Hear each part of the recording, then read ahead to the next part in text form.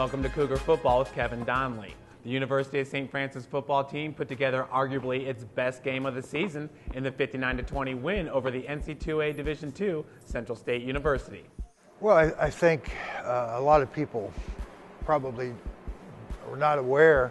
The month of October was brutal for us in terms of the physical status of our football team. I mean, we had 3 key players in that offensive unit that did not play. We're starting to get people healthy. We're on a 4-game run here right now, and I think with the return of people, get them out of the training room, getting them back on the game field, now getting some momentum in the playoffs is huge. It's something that just had to happen.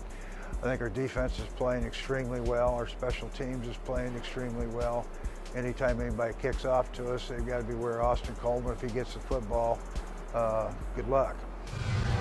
Offensively, we've altered some things, had a little different approach here the last couple of weeks, and I think have done very well. What we're attempting to do is really look at the strength of our football team, and that's in the offensive line and tailbacks when they're all healthy. And right now, we've got Wolf back, who was out, missed 4 games. We've got Campbell back, who missed 2 games.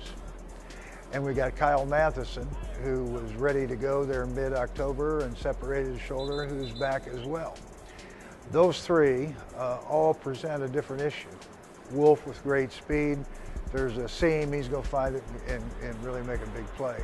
Campbell, who's just a great zone read runner. Matheson, who's just a powerful running back, and he's only a freshman. So we've really tried to focus on establishing that and working on play action pass game for the big play.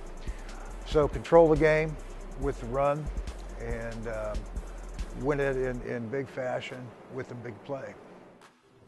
The big play comes naturally for junior Austin Coleman. The Fort Wayne, Indiana Harding High School product tied an NAIA record with his 4th kickoff return for a touchdown this season and broke the Mid-States Football Association kickoff return record with the 5th of his career. Well, you take into consideration he missed 3 or 4 ball games. That is a huge accomplishment. He'll probably surpass that next year. Hopefully stay healthy and do that. But Austin's a special player. I mean, he has a lot of God-given ability. Not too many guys can run that fast. He's definitely the fastest player I've coached in 33 seasons. So when he touches the football, somebody better make a good open field tackle. He's a real threat. Great young man. He's come a long way, I think, in his personal growth. He's going to be able to get a college degree and have a great career. Defensive end Rex Drabenstot has been putting together a great career. The junior from Huntington, Indiana has been a stable force for a defense that has given up an average of 191 yards per game during the Cougars' 4-game win streak. Yeah, I like to.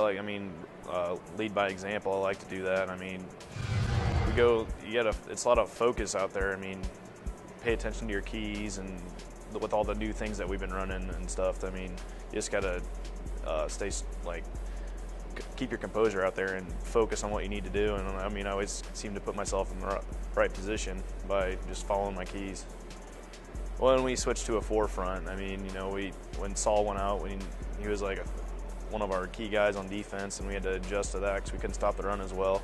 And we're doing really well stopping the run, freeing, our sacks doubled since we did that, and we're just getting a lot more pressure with our D-line, and we're playing better as a unit, I think. Everyone's getting more freed up to the linebackers are more free because they don't have the double guys coming up on them, and we're more free on pass rush, so, I mean, we're just getting more pressure. Dravenstot's pressure has put him up there with some of the nation's best at getting to the quarterback. Rex leads the Cougars with 8 sacks, but feels like some may have been left on the field when he plays without junior Anthony Moore, who's been battling injuries all season. It hasn't been the easiest because me and him have a lot of chemistry because we've always been on the field together, and we always, it just feels like we work together when we're out there, like we can close in the pocket, I don't know. I haven't had much problem with any of the other ends coming in, so we just feel more comfortable when we're out there together because we played together so much, and just getting used to someone else coming in. They play it they use different technique and stuff coming in, different pass rush moves. Me and him typically use the same ones, and we can close the pocket. The tackles can step up, and we get a lot more sacks. I feel like when he's in. I mean, like the couple of games when we both had 2 sacks, they were both in the same series, and it's more of a competitive thing. Like if he gets a sack, then I'm definitely going to get a sack soon. Competition is key to the development of the Cougar football team, and the defensive line competes hard for their coach, Eric Wagner, who played defensive end at St. Francis from 2003 to 2006 and was a Silver Helmet Award winner. Like he's really preparing for the same situation that we prepared for. I mean, a lot of the coaches are older and they haven't experienced the way things are played now, and he knows that. Like I think he prepares us really well for different situations. And he always in meetings he'll talk us through. I know this is what you guys want to be doing, but you need to do this and watch film. Pay attention to these things. And he knows what defensive players struggle with when covering the film situations, and tells us what to look for, and it's really beneficial for us when we're going over film and pay attention to formations and tendencies. He's really focused on that a lot this year, and we recognize a lot of things in the field. He'll say an offensive lineman has a turn back, and then we know exactly what play it's going to happen, and we just naturally go to the ball, and just because he's been reminding us about it. Yeah, we have a real close group. I mean, we joke around a lot, and but he's also serious. He can get on us, and we understand, but then we're also real cool with each other at the end. I mean, we take him serious, but we know he's not we know he doesn't hate us. I mean, he's always yelling at us, but I mean, it's fine. And I don't know, we just have a lot of fun as a D-line. We're out there on the field, sometimes we'll just yell stupid stuff, and it confuses the O-line, and we have a lot of fun with it.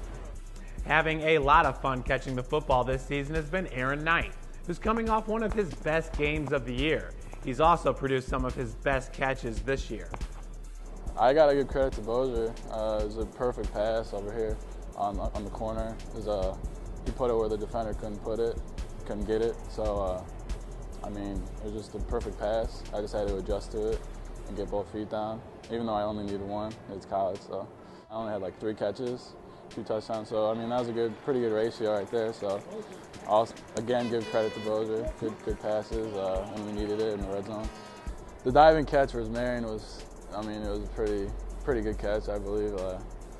There's a picture of it when I was sideways, so it was pretty cool. It was pretty cool because it's on my Facebook and all that, so my friends could see it and stuff.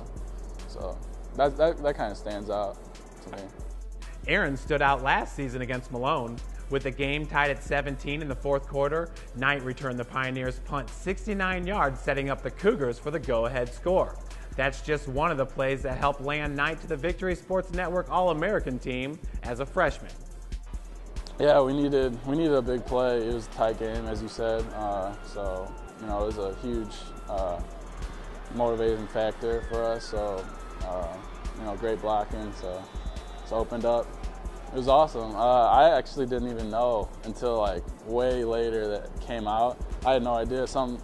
Clay Mask actually came up to me at the cafeteria. He's just like, "Congratulations." I'm just like, "Congratulations for what?" I don't know. I don't even know what he's talking about. And he told me. So I mean, it's an honor. It's an honor, especially as a freshman. I had no idea, but I'll take it. So. Knight's been taking whatever's been thrown at him ever since his days as an athlete at Chesterton High School.